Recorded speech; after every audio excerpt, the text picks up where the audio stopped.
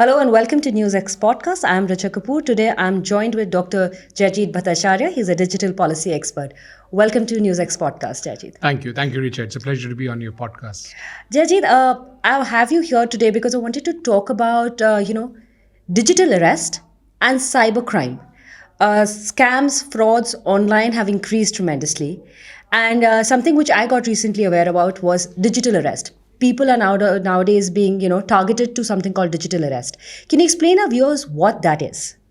So essentially, there is somebody who calls you up on some pretext saying maybe something that you have sent has got a problem, or your courier has a problem, or something that you have done has a problem, and it's a serious crime. And then they'll start putting very significant amount of pressure on you in quick succession. Okay. They'll create a situation where they've called you and said, well, either we have the questioning online, or you're free to come down to a Mumbai police station or a Chennai police station and give your bayan over there. Now, obviously, if you're in Delhi or in Uttarakhand or some other place, you'll prefer that, let me use digital. Government has become very modern, and so let me use a digital tool and finish this off because, well, I haven't done anything illegal. Yes. And that's when the pressure starts coming into a next step of the story, where the other person says, well, I'll then connect you to my senior, who will then take the proceedings further. And you will wait and you will hear this conversation and you will hear things like Jai Hind and so on and so forth. So it's very genuinely acted out. And pretty soon they will come back and say, well, we have found what you have done is extremely serious, but we're trying to help you out. And, you need to do this and to do that. And while we're doing all of this, please make sure you don't switch off your video, you don't call anyone, and we're keeping an eye on you. And essentially what they're trying to do is delay you and catch hold of you for about 24 to 48 hours, by which time they've taken your bank account details, got it registered, because it takes 24 hours for the bank account details to be registered, and then get the money transferred out. And they do it so quickly and so authentically and so forcefully that you really fall for it, and you submit yourself to what they want you to do. And that's what really digital arrest is, though. So you can't move, you have the laptop or the phone in front of you, you can't take any calls, and you are continuously in front of it in a very stressed situation. Jaijit, explain one thing to me. If you are a person who's smart enough to understand that scams are going on nowadays, and you have no parcel coming or going, or you've not sent anything, would you not believe that this is something not correct and I'm falling for something wrong? Or do you consider that they use such kind of mannerisms, or they actually trace things down about you, that they know that you might be wanting, a FedEx might be coming for you from maybe Japan or Singapore or something like that? Everything is driven by either greed or by fear. Right? Yes. And sometimes it's a combination of both. So sometimes you think, it's a parcel that's coming for me, right? Or the fear that somebody has sent my parcel. They'll also quote you your Aadhaar number and your details. So you know that, they know something about me, so it must be true. Now, the point is that the digital arrest is not the only form of fraud. Yes. The parcel thing is not the only form of fraud. We may fix it, thanks to the Prime Minister going on the national radio and talking about in Mann Ki Baat. More people get to know about it. Tomorrow, another little scam will come up. Yes. The point is that even the smartest of people in the society will fall for it. Absolutely We correct. have had the chairman of one of the large companies, who's an extremely clever person, who fell for it and lost an extremely large amount of money. So it is not that, you are smarter than me or the other way around. One always considers it would not happen to me. You consider yourself to be less vulnerable than the other. Exactly. We know a little more about it, and therefore we can be slightly more careful. The ones who are not so educated, the ones who have not heard the Prime Minister talk, or don't have people around them who've actually faced it, the staff that works for us and people around, they face it and their entire income goes away. Who's responsible for it?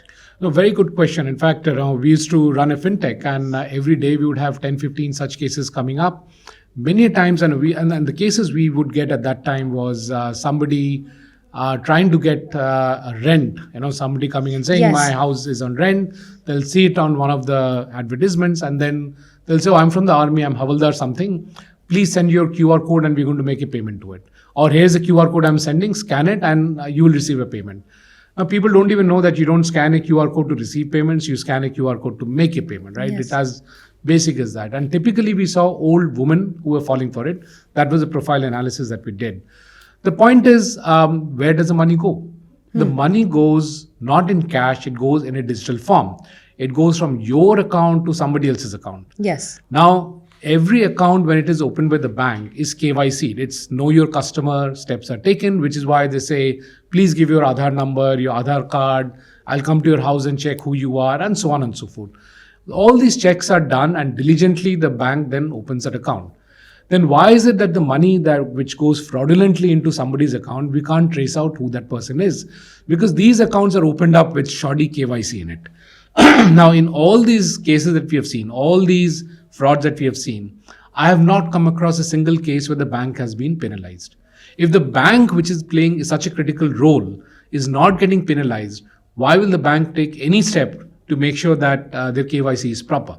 Absolutely. I think this is very similar to how when the terrorism had increased and you realize that the SIM cards were being bought on fake IDs, and wherein when we guys would want a SIM card back in the day, it would be such a difficult task. It still is, and they would have so much of verification. So, do you consider that in some point the government should now start putting in pressure onto the banks that they need to be far more penalized, or there should be a better way of doing this?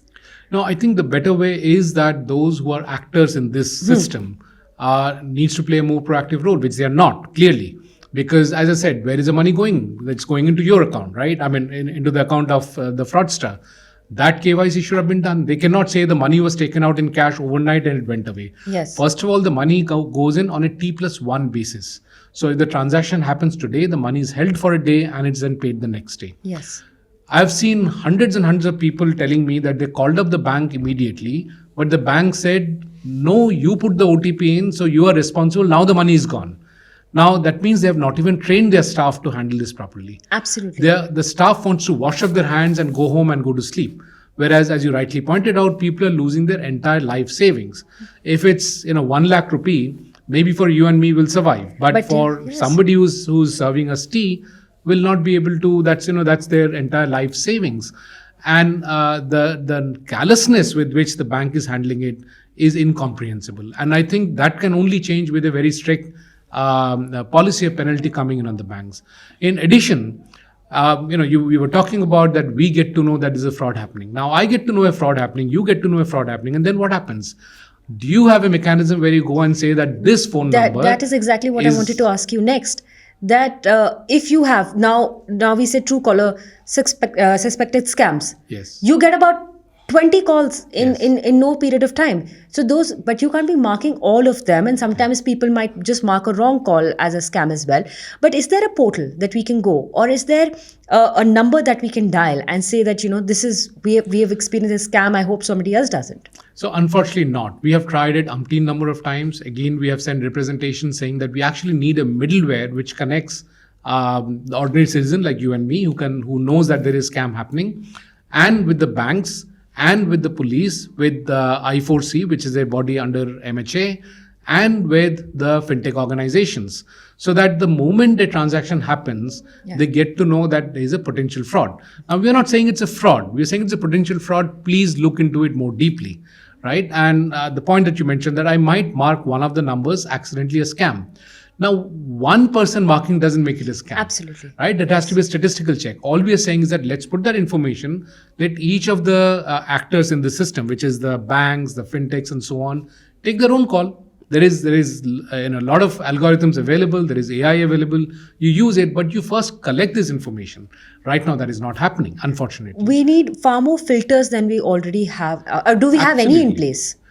We have got very limited amount of filters. For example, you took the example of Truecaller. Now, Truecaller is a standalone system. Does it integrate with the banks? No. Yes. Does it integrate with I4C? No. Does it integrate with the fintech organizations? No. It doesn't integrate with anything. It's just a feel-good thing on the phone.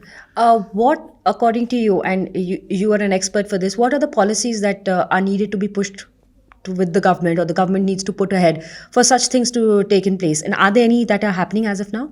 I think one, we need to start penalizing the bank. As simple as that. Why am I saying that? Not because I'm after the blood of the bank.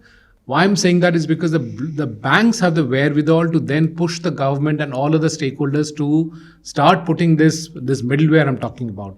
See, this issue has come up because of technology. right? Yes. At the end of the day, it was technology which created the problem. It is only technology which will solve the problem. We are not building the second part of the technology. We could build Aadhaar at a scale which is unimaginable in the world. We are 10, 15 years ahead of US in terms of our financial systems, right? We need to go faster and solve the problems that we are facing now, which is something that we are not seeing happening. There are no Because solutions to the issues for sure. there are solutions to the issues. There's Okay. very clearly that there are solutions to the issues, but those solutions are not being built because it's falling between ministries. It is not under MHA. It's not under Department of Financial Services. It's not under Department of Banking. It's not under NPCI. What is it under then? Who's going to look into it? All of them have to look into it jointly. Yes. Right, and that's where the role of the government comes in. It is a complex problem to solve, but it's highly solvable, which is where I'm saying that if we start penalizing the banks, then automatically they have the wherewithal and the heft to go ahead and move the system in order to solve the larger problem. And at the end of the day, as I said, if banks are supposed to do the KYC and they deny bank accounts based on KYC, then they should be held responsible if money goes into that bank account and then it vanishes. Yes. Otherwise, what's the point in imposing such a huge societal cost of doing KYC if it is of no purpose? Then don't put KYC. Absolutely correct, Jaijit. Thank you so much for speaking to us and making it very clear for our viewers to understand, because majority of the people consider that, unfortunately, the thought process, oh, the fraud happened with me. I have seen a recent RBI ad also, which was made to say if a fraud happens with you, you should not feel ashamed that, you fell for the scam, but it's something that is wrong happened to you. But there is a solution out there. Thank you for pointing that out. And we hope that the government listens to you and pulls out a policy which does penalize the bank, because it is, at the end of the day, people's hard-earned money which goes. Absolutely. Thank you for speaking to us.